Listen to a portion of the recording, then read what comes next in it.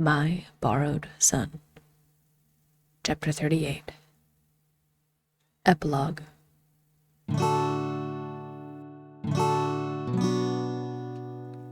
Time is one of those funny things in life. 1 second you're learning to walk as your consciousness comes online. You're exploring the world around you and learning new things. Decisions come your way and, like the butterfly effect, branches into an entirely different life.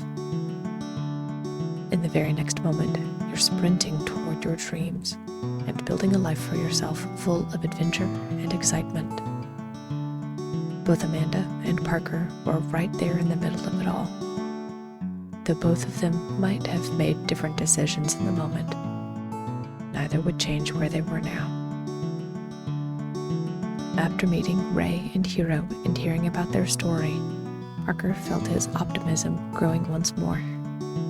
The two borrowers met his mom, Amanda, with enthusiasm and listened to the story of Amanda's borrowed son, a title both of them thought was amusing. Ray and Hero also told Amanda about their sister-in-law, Ashlyn, and how their niece's situation was very similar to that of Parker.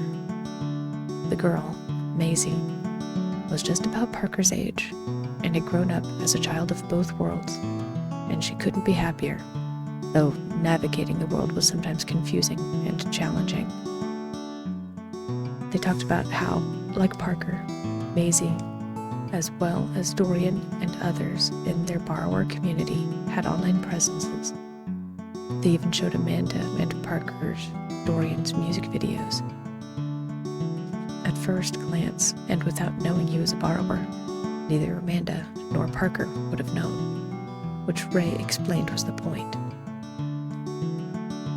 The world isn't ready for us to all be together and know about one another, but that doesn't mean that we can't have glimpses like these videos or our writings, even some of our inventions from my business with my friend Theo, said Ray. And I'm pretty sure we're not the only ones. Take a look at Tay Models online and tell me it's not a borrower human team. That and my business partner Theo are great examples of what we could do together if borrowers and humans could live together in harmony. Yeah, as much as I want us all to live together in peace and harmony, knowing about one another, not everyone will treat us like the same, even though we are so similar, Hero explained. They spent hours talking on the first day, and they continued for the next week while Ray and Hero rested before their next trek back into the wilderness. Before they left, the two borrowers invited Amanda and Parker both to come and see the community they'd built, saying their doors would always be open if either of them ever wanted to come by. They needed time to return, but left their contact information and said they'd be in touch next time they were in the neighborhood. Sure enough, a month later, Parker's Discord chat and social media pages were flooded with follows, likes, and comments from what Parker could only guess was the borrower community Ray and Hero talked about. It was confirmed when Ray reached out directly just to say hi, and that if Parker needed anything, this is where Parker could reach out. During that month, Parker poured himself into his studies and his training.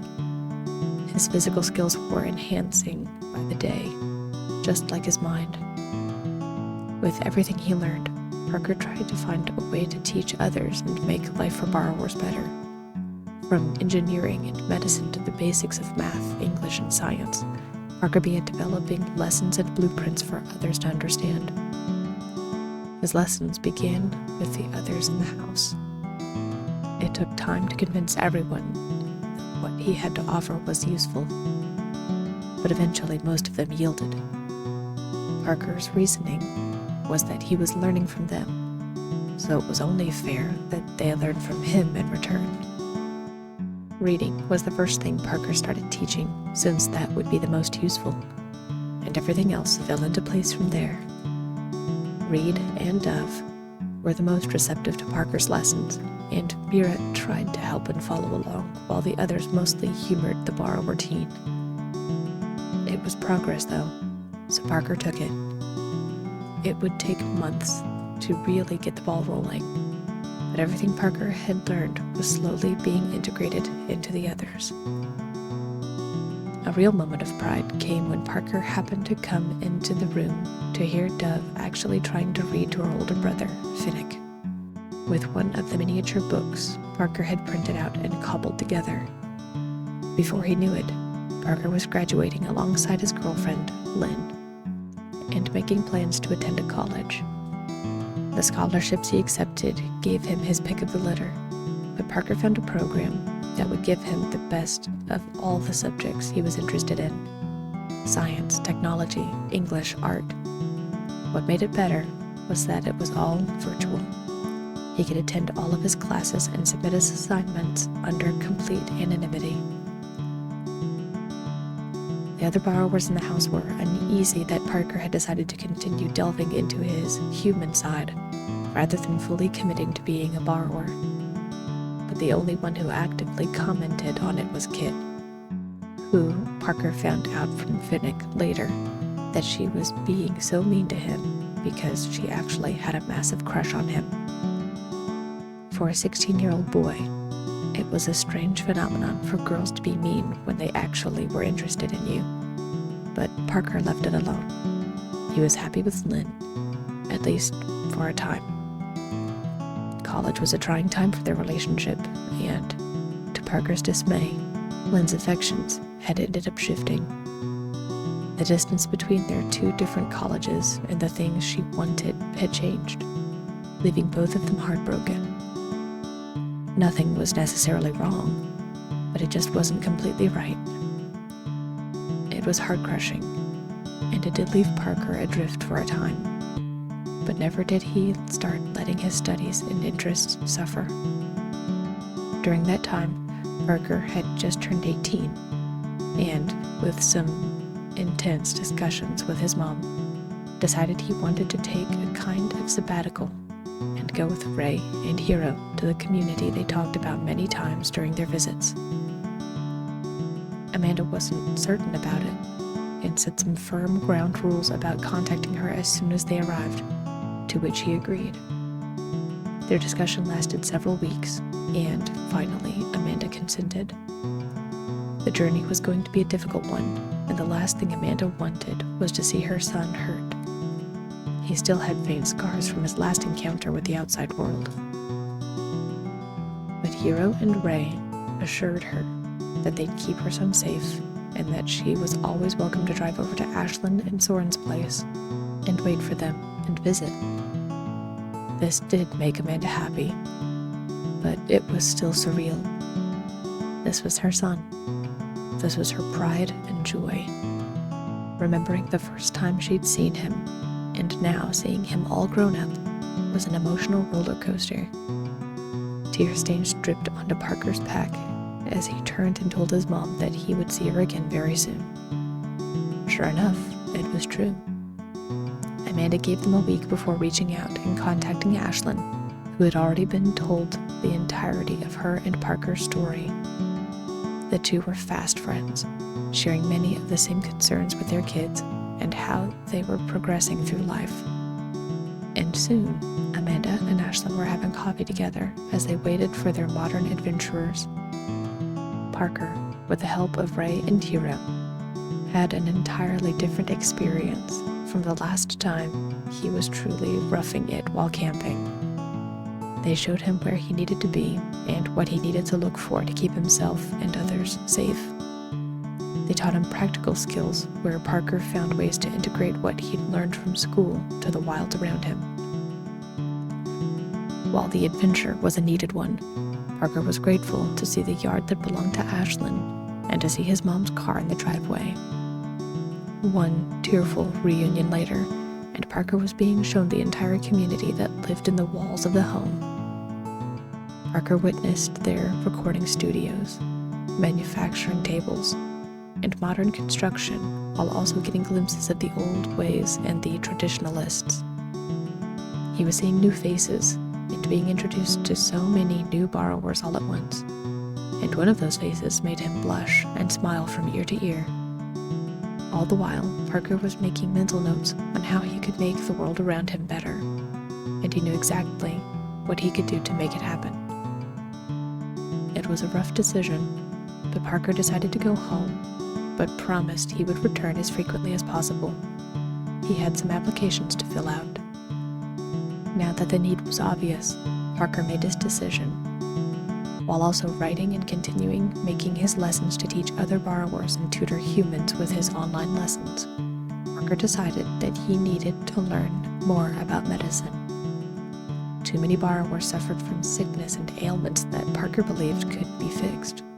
Amputations were far too frequent on limbs that could easily be saved, and infections from rusty pipes and other random odds and ends were a common occurrence. Having someone who knew what they were doing when dishing out medication was an immediate need, not only for the community Parker met, but other borrowers who lived out in the wilds. And Parker intended to meet those needs while pursuing his passions. It made Parker realize that he would be spending more time away from his mom, which made him feel sad. This was the one person he never wanted to leave or disappoint, and now he needed to do one of them to help make his dreams come true and make the world a bit better. He came to his mom with a heavy heart after his first semester in a virtual medical program he found, and told her his plans. He'd almost expected some pushback, but it was almost the opposite. Amanda couldn't be more proud of her son for delving into his passions, regardless of what they were. She knew she'd never lose contact with him, and reassured him that he was always welcome home. Amanda told him that it was part of being a parent to give your kids the skills to go out into the world and live the life they wanted. Of course, she always wanted him to be around and stay with her, but she didn't raise him to be timid and to stay locked away forever. Amanda assured him that she would be okay, and both of them promised that they would have a weekly check-in when the time came to make sure that everything was all right. In the meantime, Amanda would take up more things to occupy her time. She'd even considered becoming a foster parent now that Parker was all grown up, which made both of them tear up. True to her word, Amanda registered as a foster mom and welcomed kids in need into her home. She had had a lot of practice helping Parker recuperate, so human kids almost felt easy. Amanda also took up a few hobbies, including watercolor and writing, since Parker was becoming more independent by the day. She even started illustrating her own children's book series about a lost little boy who had found himself in a world of giants. Parker also decided to write the story for himself, using the correct terms and making his book seem like a work of fiction inspired by writings from Mary Norton. It took a long time for Parker to compile everything together and summarize all of the events. After all, how do you boil down an entire lifetime of stories into a single set of pages? But he did, and the title that Ray and Hero had dubbed as Parker's story was too good to pass up. With the help of his mom, their story was finally complete. Perhaps it would be seen as fiction. Perhaps others, humans and borrowers alike, would see this story and believe. And so this is it. This is the story of my borrowed son.